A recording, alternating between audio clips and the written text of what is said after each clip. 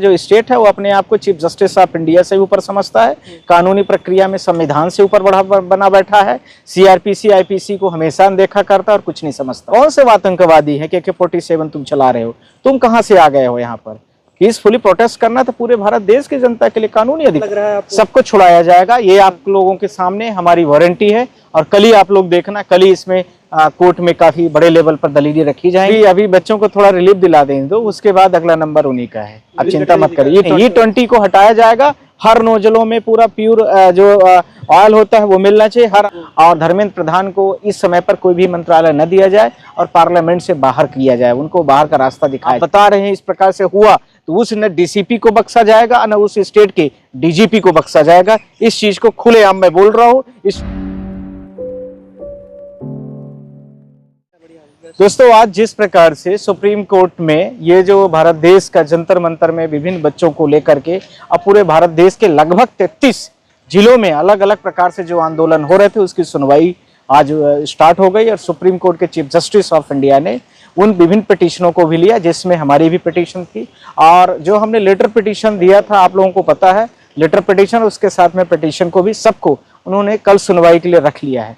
Chief justice of India ने यह आज स्पष्ट कर दिया है कि भारत देश में न्यायिक प्रणाली है और न्यायिक व्यवस्था रहेगी। अलग बात है कि फंडामेंटल राइट्स का यदि कोई भी वायलेशन किया है, जिसके सबूत और वो सारी चीजें जो हमने पेन ड्राइव में पेश की, उनके खिलाफ FIR दर्ज करने के लिए जो हमारी याचिका है उस पे ये है कि जो दिल्ली पुलिस के विभिन्न लोग हैं, इसके साथ में विभिन्न स्टेट के जो लोग हैं, RAF के जो जवान हैं और इसी के साथ में जो आप लोगों ने देखा होगा CISF के भी जवान हैं, इन सब पर कानूनी कार्यवाही जरूर की जाएगी। इसके साथ में मैं आप लोगों से यह भी बोलना चाहता हूं कि भारत देश में जिस प्रकार से विभिन्न जगहों पर गोला बारूद जो आंसू गैस के गोले और पैलेट गन्स वगैरह यूज किए गए हैं, इसके साथ में आप लोगों ने देखा हो कि बिहार में AK-47 जो यूज किया गया है उसकी स्पेशल मेंशनिंग की गई है कोर्ट में कि उसको जो है तो जरूर ध्यान रखा जाए।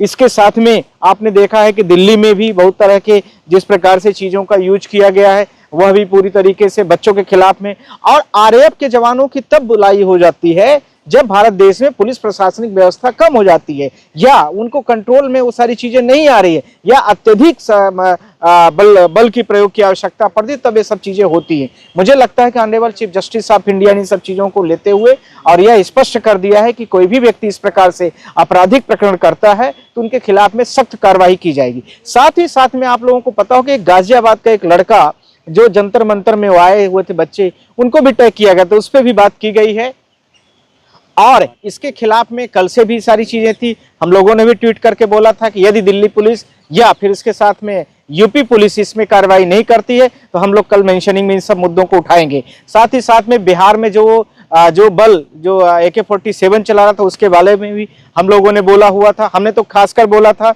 और रिट्वीट करके बोला था कि बिहार पुलिस इस चीज को ध्यान रखे, नहीं तो कल इस पे जरूर एक्शन होगा और आज किया गया हम लोगों के द्वारा।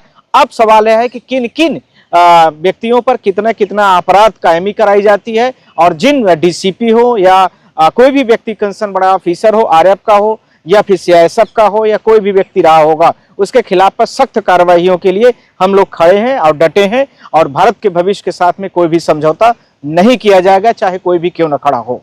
जी, आप लोग कुछ पूछना चाहते हैं इसके अलावा? लेकिन तमाम चीजों के बाद गिरफ्तारी चालू है, देश भर के छात्रों को गिरफ्तार किया जा रहा है। देखिए, ये तो जो भी सरकार कह रही है वो कुछ भी नहीं होगा, उसके लिए हम लोग खड़े हैं और सुप्रीम कोर्ट ने भी आज इस बात को क्लियर कर दिया है कि पीसफुली प्रोटेस्ट को लेकर के कहीं भी किसी भी प्रकार के लाठीचार्ज और अलाउ नहीं किए जाएंगे। आपको पता है कि 20 तारीख के पहले यदि आप दिल्ली के जंतर मंतर के प्रोटेस्ट की बात करेंगे तो वहाँ इस प्रकार की कोई भी घटना नहीं पाई गई थी, पर उसके बाद एकाएक क्यों सारे बच्चों को आमदा किया गया और बच्चों को एक्साइट किया गया, बच्चों को इस प्रकार से जिस प्रकार से उनके ऊपर ये सारी चीजें की गई, तो वो कहीं न कहीं पर बच्चों को उकसाने के अलावा और कुछ भी नहीं किया गया। सरकार उनकी मांगों को कहीं न कहीं पर दरकिनार कर रही थी और सोच रही थी कि मैं अपने बातों से कंट्रोल कर लूंगा, पर मुझे लगता नहीं कि वो सारी चीजें उनके हाथ में थी भी और धीरे धीरे करके बच्चों का मूवमेंट इतना बड़ा हो गया कि पूरे देश में हो गया। और यदि बच्चों के साथ में जिस प्रकार से आप बता रहे हैं इस प्रकार से हुआ तो उस न DCP को बख्शा जाएगा न उस स्टेट के DGP को बख्शा जाएगा।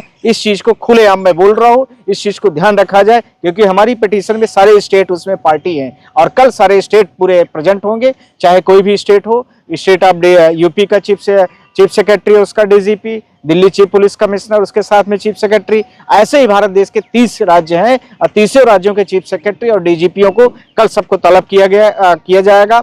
और मैं आप लोगों से ये बोलना चाहता हूं कि जिस प्रकार से अभी बच्चों के साथ में बर्बरता की गई है वह कहीं से भी नहीं बर्दाश्त होगी। यदि कुछ होता है तो इन डीजीपी स्टेट के और चीफ सेक्रेटरी ऑफ जो स्टेट के होंगे उनकी पूरी जिम्मेदारी होगी, उसके लिए वो तैयार रहें। जी। बिहार में और बंगाल में चुन चुन के लोगों को उठाया जा रहा है और उन करीब सैकड़ों की तादाद में लोगों को उठाया गया है। आपको मैंने एक दो चीजों को बोल रहा हूं कि बिहार में जिस प्रकार से K47 बोला गया, हम लोगों ने डीजीपी को भी टैग करके कल मैंने स्पेशली अपने ट्विटर हैंडल से किया है और इसके साथ में आज वहां पर मैटर सुप्रीम कोर्ट में उठा भी था, उसमें ये सारी चीजें चली हैं। पर मैं आपसे यह बोलना चाह रहा हूं कि जिस प्रकार से प्रक्रिया है वह नहीं होने पाएगी और हम सब लोग बच्चों की कानूनी लड़ाई के लिए तैयार हैं, पहले भी थे, अभी भी हैं और भविष्य में भी हैं। बच्चे स्वतंत्र हैं, वो देश के हमारे भविष्य है, सिर्फ और सिर्फ हिंसा वो न करें, यह उनसे हमारा जरूर अनुरोध है। लेकिन मीडिया के सामने जेपी नड्डा ने तो आश्वासन दिया था कि किसी पर कोई कार्रवाई नहीं होगी, कोई अरेस्टिंग नहीं होगी, फिर क्यों? जब तक पुलिस के ध्यान रखना है, पुलिस से बड़ा कई बार बहुत झूठ भी बोलती है, इस बात को मैं ऑफिशियली बोल रहा हूँ।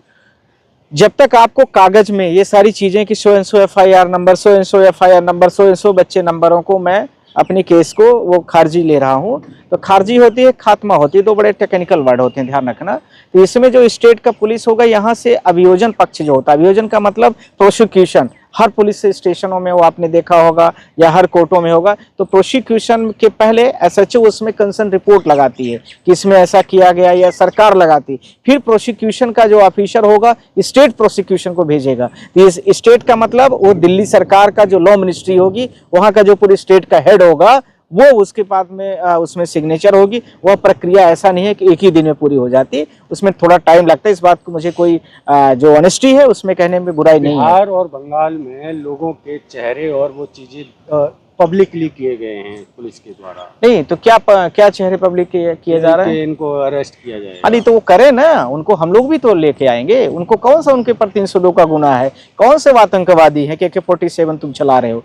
तुम कहाँ से आ गए हो यहाँ पर?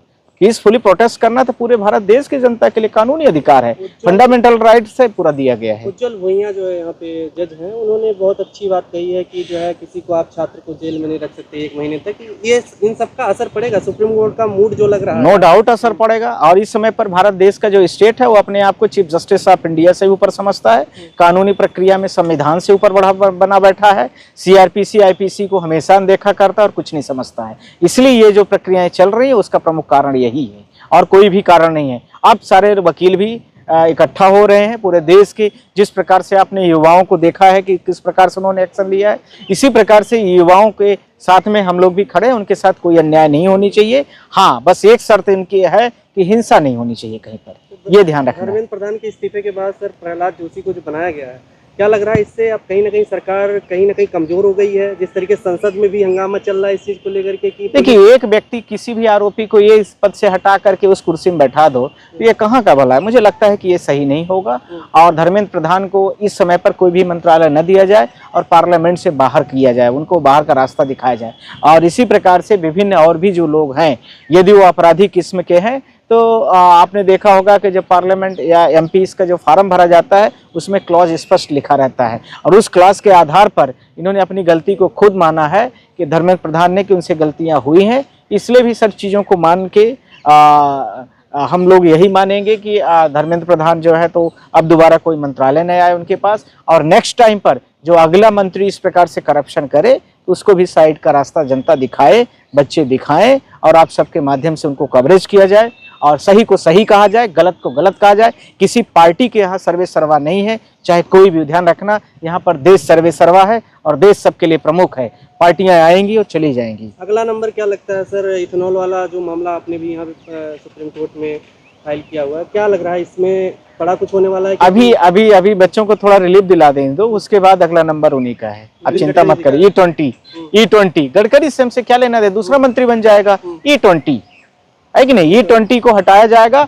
हर नोजलों में पूरा प्योर जो ऑयल होता है वो मिलना चाहिए, हर आउटलेट में मिलना चाहिए और गाड़ियों का जो डैमेज्ड है वो कंपनसेट सरकार करेगी और नहीं तो इसके अलावा ये सारी चीजें जो भी होगी कोर्ट से डायरेक्शन दिलाया जाएगा। लेकिन जो पहला जोशी बने उन पर भी, जो शिक्षा मंत्री बनने से पहले जो कॉल के थे, उन पर भी बहुत सारे आरोप लग रहे हैं और क्योंकि उन्होंने उसमें रहते हुए बहुत सारी गड़बड़ियां। उसका आप लोग उठाइए, फिर उसको भी हम लोग करेंगे, हम लोग आपके साथ में ये हैं। जो कुछ लोगों के को जो है उपद्रवी बता करके जिस तरीके से पुलिस कर रही है, क्या ये भी छूटेंगे या फिर लग रहा है आपको? सबको छुड़ाया जाएगा, ये आप लोगों के सामने हमारी वारंटी है। और कल ही आप लोग देखना, कल ही इसमें कोर्ट में काफी बड़े लेवल पर दलीलें रखी जाएंगी और सारे बच्चों को बचाया जाएगा। खबरों में बने रहने के लिए फोरम 4 को सब्सक्राइब करें और नोटिफिकेशन पाने के लिए बेल आइकन दबाएं।